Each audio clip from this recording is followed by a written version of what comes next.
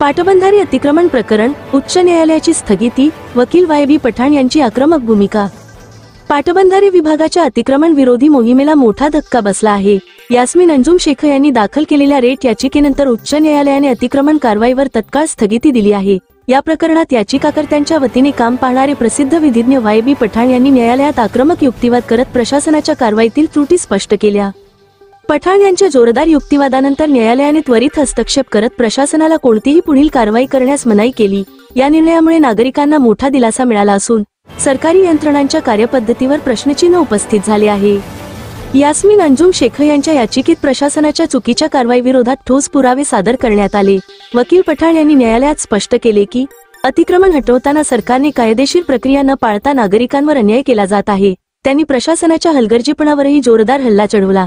या स्थगिती आदेशामुळे प्रशासन अडचणीत आले असून पुढील सुनावणी कधी होणार याकडे सर्वांचे लक्ष लागले आहे।